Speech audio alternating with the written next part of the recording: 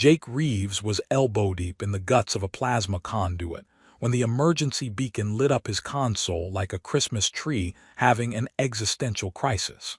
The shrill alert cut through the steady hum of the Meridian's Hope's engines, and he nearly dropped his plasma spanner into the conduit's glowing innards. "Well, that's just perfect," he muttered, extracting himself from the maintenance shaft with the grace of a particularly ungainly spider. "Just when I was getting cozy with this temperamental piece of—" "Jake, get up here." Captain Tor's voice crackled through the comm system, carrying that particular edge that meant either very good news or very bad trouble. In Jake's experience, it was usually the latter. He wiped his hands on his coveralls and made his way to the bridge, passing through corridors that had seen better decades. The Meridian's Hope wasn't much to look at, a converted cargo hauler with more patches than original hull plating, but she was home. More importantly, she was paid for, which in the contested space of the Veil Nebula was about as good as it got. The bridge buzzed with the kind of controlled chaos that happened when something interesting showed up on the sensors. Navigation Officer Chen bent over her console, fingers dancing across holographic displays that painted her face in blues and greens. Tor stood behind the captain's chair, never one to sit when pacing was an option. "What's the excitement about?" Jake asked, settling into his usual spot near the engineering station. "Please tell me it's not another one of those unidentified energy signatures that turns out to be somebody's garbage disposal having a meltdown." Tors shot him a look that was equal parts amusement and exasperation. "Take a look at this and tell me what you think." The main display shifted to show a three-dimensional representation of the surrounding space. The Veil Nebula stretched around them like cosmic cotton candy, its purple and gold streamers beautiful enough to distract from the fact that it played hell with sensors and communications. But right there, maybe 6,000 kilometers off their starboard bow, was something that definitely didn't belong. "Okay," Jake said slowly, studying the readings. "That's either a ship or the universe just developed a really weird sense of humor about rock formations." The object was roughly cylindrical, maybe 200 meters long, but its lines flowed in ways that made Jake's engineer brain itch. Where human ships were all angles and efficiency, this thing looked like it had been grown rather than built. Smooth curves and organic-looking protrusions gave it an almost artistic quality that was completely at odds with the harsh realities of space travel. "Energy signatures are all wrong," Chen reported without looking up from her instruments. "Power source is unlike anything in our databases. Hull composition is, well, it's not showing up as any known alloy." Translation: "We have absolutely no idea what we're looking at," Tor said. "Could be a new colonial prototype, could be something from the outer systems, could be little green beings with a serious commitment to interior decorating," Jake finished. "Either way, somebody's having a bad day. Look at those scorch marks." The display zoomed in, revealing extensive damage along the vessel's hull. Whatever had hit, it had been powerful enough to breach what looked like some seriously exotic armor plating. Emergency lights flickered along its length in patterns that were almost hypnotic. "Distress beacons automated," Chen added. "Basic mathematical sequences, universal constants, that sort of thing. Whoever they are, they know the protocols." Tors drummed his fingers against his thigh, a sure sign he was weighing options. "Salvage law says finders keepers in contested space, if that's some kind of new tech. If that's some kind of new tech and its owners are still breathing, they might have opinions about us poking around," Jake pointed out. "Plus, you know what they say about curiosity in cats." "Cats also land on their feet," Tors replied. "And we could use the income. When's the last time we saw a bonus payment?" Jake had to admit the captain had a point. The Meridian's Hope wasn't exactly pulling in premium contracts these days. Most of their work came from colonies too small or too remote to attract the big shipping corporations, which meant steady work but slim margins. A salvage claim on unknown technology could set them up for months. Besides, Torres continued, look at those damage patterns. Whatever happened here is over. Attackers are long gone, and that ship's not going anywhere fast. Famous last words, Jake muttered, but he was already running preliminary scans through his engineering systems. The readings were fascinating in the way that made his technical curiosity override his common sense. Power systems are fluctuating, but they're still online. Life support appears to be functional, though I'm reading some kind of stasis field. That's not in any manual I've seen. Could be cryogenic systems, Chen suggested. Could be alien technology that's about to turn us all into cosmic dust, Jake countered. I'm just saying, when we meet our maker, I want it on record that I raised concerns. Torres actually smiled at that, noted and logged. Helm set intercept course. Nice and easy, let's not wake up anything that's trying to sleep. The Meridian's Hope adjusted course with the subtle grace of a dancing refrigerator. Her engines humming with the kind of reliability that came from 20 years of constant maintenance and creative problem-solving. Jake watched the mysterious vessel grow larger on their screens, noting details that became more intriguing the closer they got. Those aren't weapon ports, he said, studying the hull configuration. At least not like any I've seen. And the way those surfaces curve. It's like they're designed to channel energy rather than just deflect it. Artistic types, Torres observed. I can respect that, even if it does make docking a nightmare. As they drew closer, Jake could see that the damage was even more extensive than their initial scans had suggested. Whatever had attacked this ship had been thorough about it.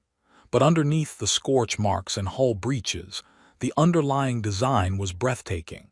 Every line served a purpose.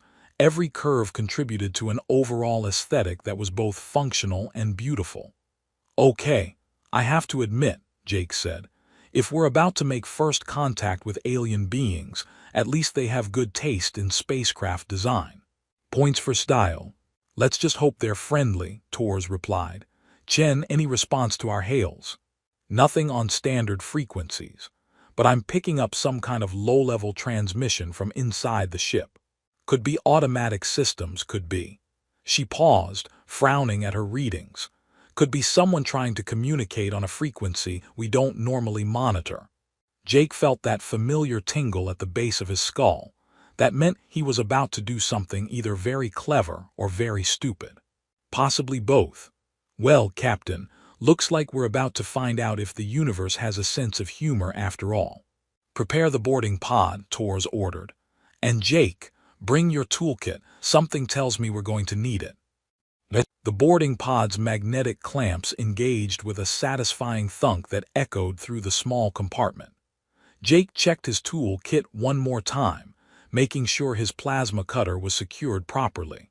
The last thing he needed was to accidentally slice through something important on an alien ship, assuming it was alien, which at this point seemed like the safest bet.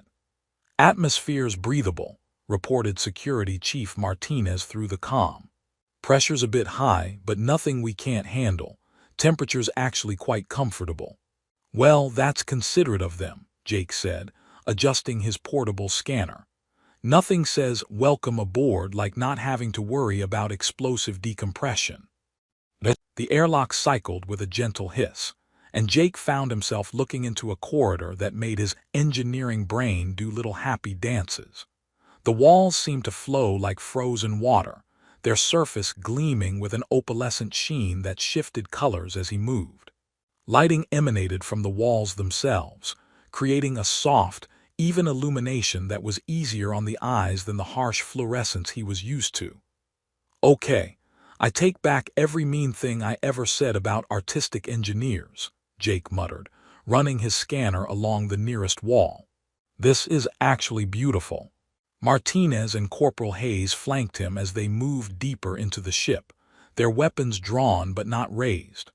The corridor curved gently to the right, following the ship's organic lines, and Jake noticed that the deck had a slight give to it, not spongy, but with just enough flexibility to make walking surprisingly comfortable. Motion sensors are picking up 3 life signs, Martinez reported quietly. All in the forward section, all stationary. Stationary as in sleeping or stationary as in dead? Jake asked, though he kept his voice light. No point in borrowing trouble. Vital signs are present but odd. Heart rates are extremely slow, brain activity is minimal, could be some kind of hibernation state. They reached what appeared to be the main corridor junction, where the passage branched off in 3 directions. Jake's scanner was having a field day with the readings. Energy conduits ran through the walls like veins, carrying power in patterns that pulsed rhythmically. The whole ship felt alive in a way that was both fascinating and slightly unnerving. This way, Martinez indicated, following his bioscanner toward the strongest life signs. The corridor led to what was obviously the ship's command center, though it looked nothing like any bridge Jake had ever seen. Instead of rigid consoles and angular displays, the room featured flowing surfaces that seemed to mold themselves to their users' needs. Control interfaces appeared to be grown from the same material as the walls, their surfaces rippling with soft light. And there, in the center of the room, were 3 beings that made Jake's breath catch in his throat. They were unmistakably humanoid, 2 arms, 2 legs, 1 head each. But there was something ethereal about them that went beyond mere physical differences. Their skin had a subtle luminescence, as if lit from within, and their hair moved gently despite the absence of any breeze. But it was their ears that really caught Jake's attention. Long, pointed, and elegantly curved, they gave the beings an almost mythical appearance. "Well," Jake said softly, "I guess we can officially rule out lost colonial vessel." The largest of the 3, a female who appeared to be their leader based on the more elaborate design of her clothing, lay suspended in what looked like a crystalline cocoon. Energy patterns flowed around her form in slow, hypnotic spirals, and Jake's scanner indicated that this was some kind of advanced life support system. "The technology's incredible," Jake whispered, studying the readings. "It's not just keeping them alive. It's actually repairing cellular damage at the molecular level. This is medical tech that's centuries ahead of anything we have." "Can you wake them up?" Martinez asked. Jake moved closer to the nearest control surface, noting how it responded to his proximity with subtle shifts in color and pattern. "Maybe, but I'd want to understand their systems better first. This isn't just advanced. It's completely different from our approach to engineering. It's like they grew their technology instead of building it." He reached out tentatively to touch one of the control interfaces, and the surface rippled under his fingers like liquid mercury. Information flowed across the display, not in words or symbols he recognized, but in patterns that somehow conveyed meaning directly to his mind. That's not possible," Jake muttered, pulling his hand back. "The interface is telepathic. It's reading my intentions and translating them into commands." "Is that safe?" Hayes asked, speaking up for the first time since they'd boarded. "Probably safer than anything we've got back home," Jake replied. "Our computers crash if you look at them wrong. This thing actually seems to care about user safety." He touched the interface again, this time with more confidence. The patterns flowed more smoothly, and he began to understand the ship's systems with startling clarity. The damage was extensive but not critical, primary power was stable, life support was functioning, but the propulsion systems were completely offline. "I can fix this," Jake said, his voice carrying a note of excitement. "Not completely, but enough to get their life support systems back to full capacity. Their crew should wake up naturally once the stasis field stabilizes." "How long?" Martinez asked. "Give me an hour, maybe 2. Most of the components I need are in my kit, and their system is actually designed to interface with foreign technology. It's like they expected to need emergency repairs from people like us." Jake set to work with the methodical precision that had made him one of the most sought-after engineers in the outer colonies. The alien technology was intuitive in ways that constantly surprised him. Systems that should have been incompatible worked together seamlessly, as if the ship's designers had understood that sometimes you had to make do with whatever was available. "You know," Jake said as he carefully connected a human-manufactured power relay to an alien energy conduit, "either we're incredibly lucky that their technology is compatible with ours, or they're a lot more prepared for first contact than we are." "Maybe both," Martinez suggested, keeping watch while Jake worked. The ship's systems responded to his repairs with what could only be described as gratitude. Energy flowed more smoothly through the conduits, the lighting became more stable, and the gentle hum of the ship's systems took on a more harmonious quality. Jake was just connecting the final bypass when he heard a soft intake of breath from behind him. He turned to see the female leader's eyes flutter open, their color, a startling shade of violet that seemed to shift and swirl like nebula gases. For a moment, they simply stared at each other across the space between species. Then she spoke, her voice carrying an accent Jake couldn't place but somehow found hauntingly beautiful. "Hurry up," she said sharply, though her tone carried more fear than anger. "The stasis field is fluctuating. If it fails completely, my crew will die." Jake felt something shift in his chest at the desperation in her voice.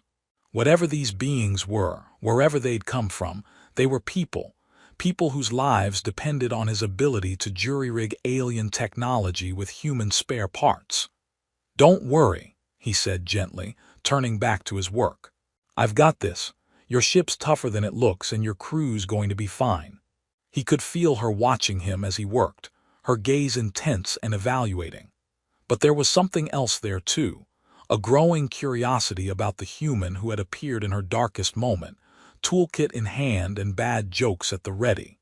The crystalline cocoon dissolved around the alien commander like sugar in rain, leaving her standing on unsteady legs.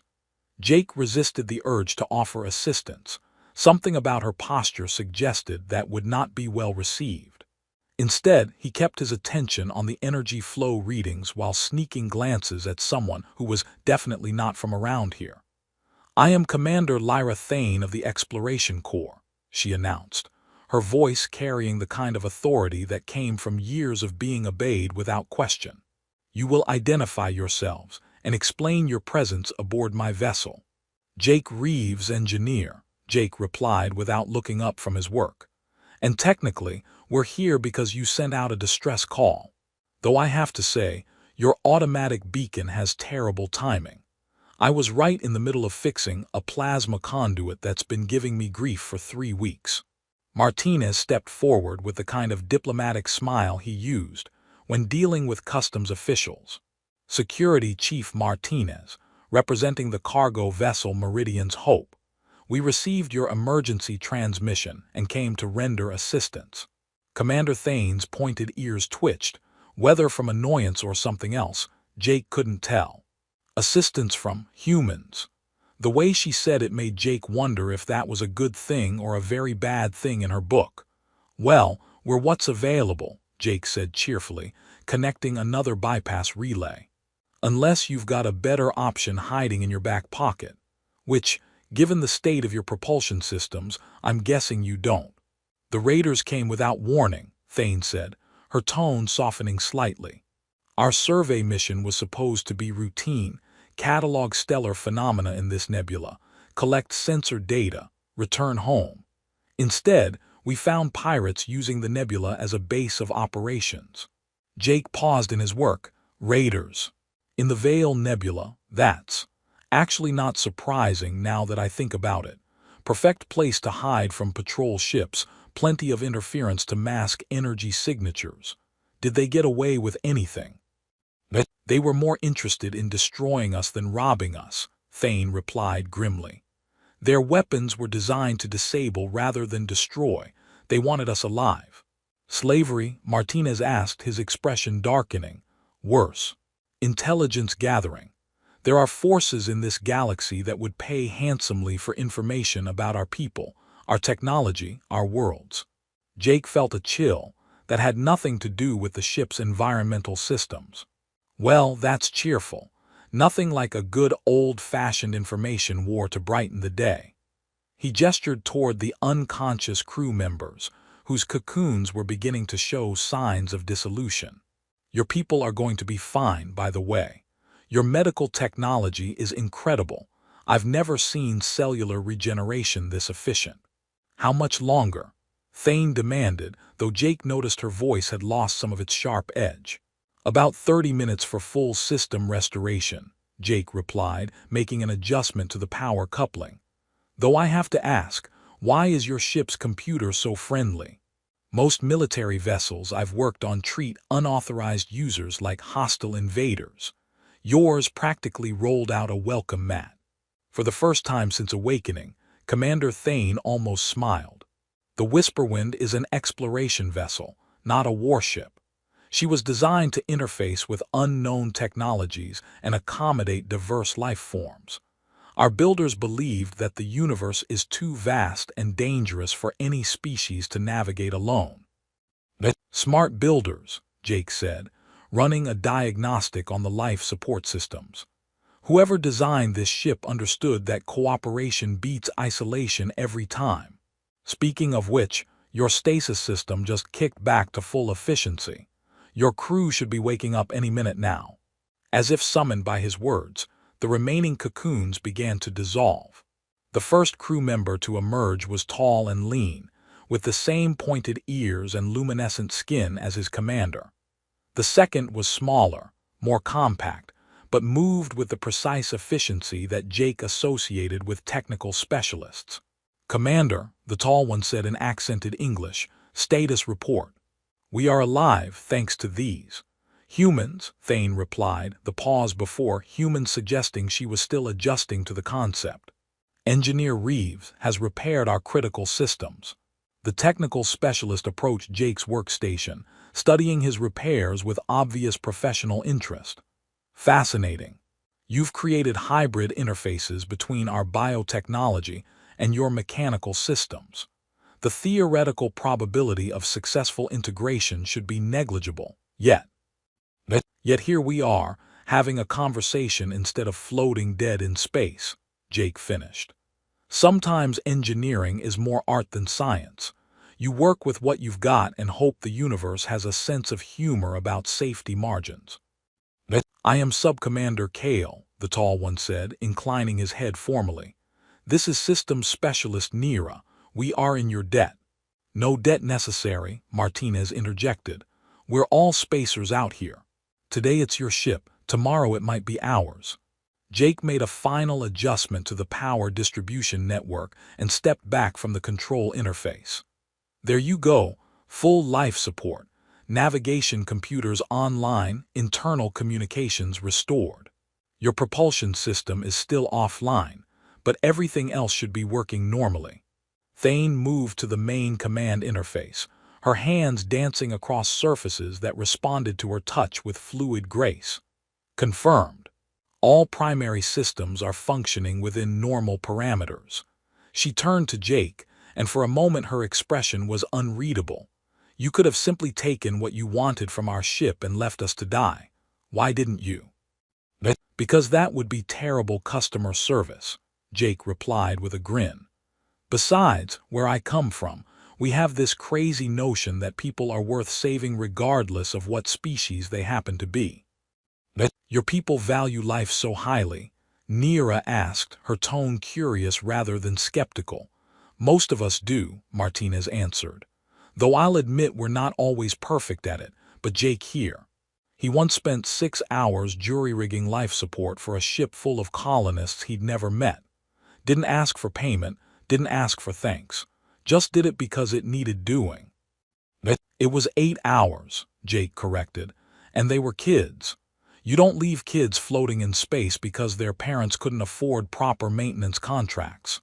Something shifted in Commander Thane's expression, a softening around the edges that made her seem more approachable.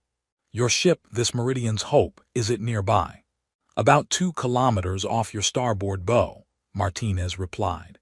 "We can tow you to the nearest repair facility if your propulsion systems can't be fixed." "That won't be necessary," Thane said. "But perhaps we could discuss mutual assistance. Your engineering skills are impressive, and we have resources that might benefit your mission." Jake raised an eyebrow.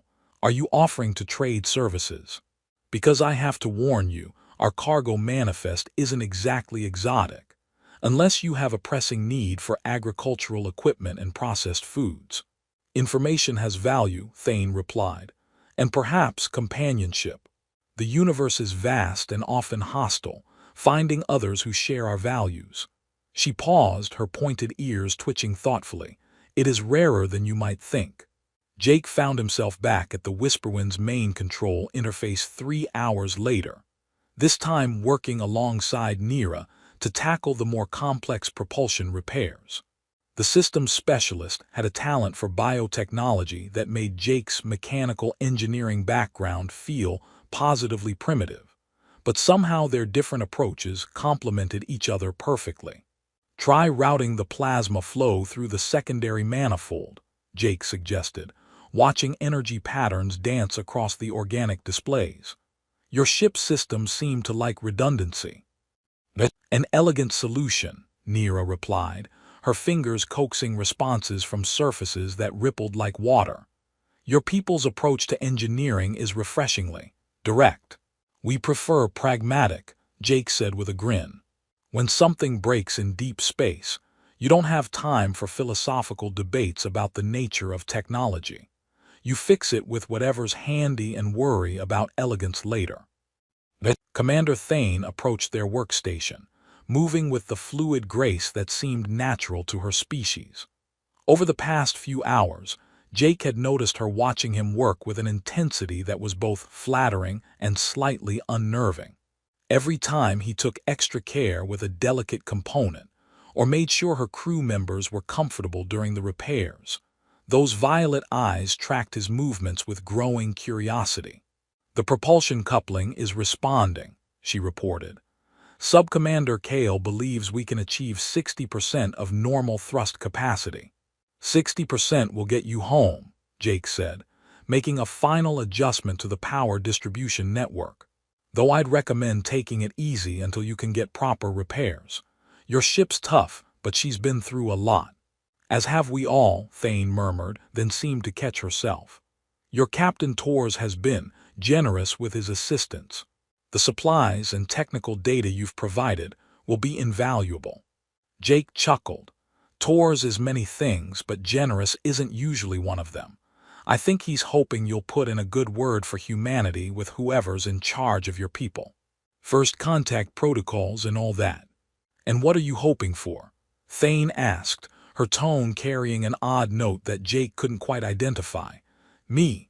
I'm hoping your propulsion system doesn't explode when we fire it up," Jake replied cheerfully. "Beyond that, I'm just happy we could help. It's not every day you get to save lives and learn about alien technology at the same time." Nira looked up from her console, her expression thoughtful. "You speak of our lives as though they have value equal to your own. This is unusual." "Is it?" Jake asked, genuinely surprised. "Where I come from, life is life. Doesn't matter if you're human, alien, or some kind of sentient gas cloud. If someone needs help and you can provide it, you do. Everything else is just details." "Your species must be very idealistic," Sub-Commander Kale observed from his position near the navigation console. "Some of us are," Jake admitted. "Others are complete jerks. We're basically like everyone else in the universe, I suspect, mostly trying to do right by each other and occasionally screwing it up spectacularly." Commander Thane moved closer, close enough that Jake could see the subtle patterns of light that moved beneath her luminescent skin. "You have been working for nearly 6 hours without rest. Your captain offered to send replacement personnel, yet you refused. Why?" Jake paused in his work, considering the question. "Because this is your ship, your crew, your lives. Sending someone else would be like asking a stranger to take care of your family. Some things you do yourself." Something flickered across Thane's expression. Surprise, recognition, something deeper that Jake couldn't name. Her pointed ears twitched in what he was beginning to recognize as a sign of strong emotion. "In our culture," she said quietly, "such dedication is reserved for blood relations or bonded companions." To show such care for strangers, especially alien strangers, makes me either very enlightened or completely insane, Jake finished.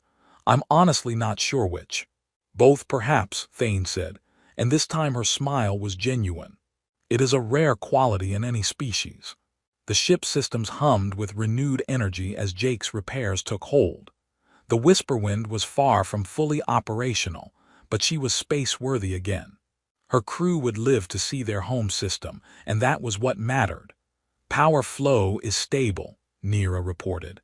Propulsion systems are responding normally. We should be able to achieve sustainable warp within the hour. Then I guess this is where we part ways, Jake said, beginning to pack up his tools. Though I have to say, this has been the most interesting repair job of my career. Your technology is absolutely fascinating. Wait, Thane said, her voice carrying an urgency that made everyone on the bridge look up.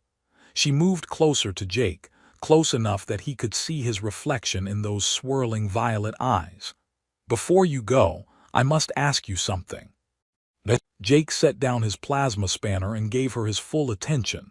Ask away. For a moment, Commander Thane seemed to struggle with words, her usually confident demeanor replaced by something vulnerable and wondering. When she spoke, her voice was barely above a whisper, meant for his ears alone. Why are you so kind? The question hung in the air between them, simple and profound. Jake found himself looking into eyes that held depths he couldn't fathom, belonging to a being from a world he'd never see, asking about something he'd never really thought to question. I don't know, he said finally, his own voice soft. Maybe because the universe is big and cold and mostly empty, and the only thing that makes any of it worthwhile is the connections we make with each other. Maybe because every person, human, alien, or otherwise, is carrying around their own hopes and fears and dreams, and that makes them worth caring about. Or maybe I'm just wired wrong and can't help myself. Thane's hand moved to touch his cheek, her skin warm and carrying a faint luminescence that seemed to pulse in rhythm with her heartbeat. Not wrong, she said. Different, precious. In all our explorations, across all the worlds we have visited, I have rarely encountered such genuine compassion. Then you haven't been looking in the right places, Jake replied. Trust me, the universe is full of people trying to do right by each other. You just have to give them the chance. For a long moment, they stood there in the soft light of the alien bridge, two beings from different worlds who had found something unexpected in each other. Then reality reasserted itself, as it always did, and Thane stepped back with visible reluctance. Perhaps our paths will cross again, she said formally, though her eyes said much more. In a universe this big. Probably not, Jake replied with a rueful smile.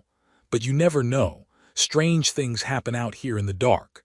As Jake gathered his tools and prepared to return to the Meridian's hope, he couldn't shake the feeling that something fundamental had shifted during those few hours aboard the Whisperwind.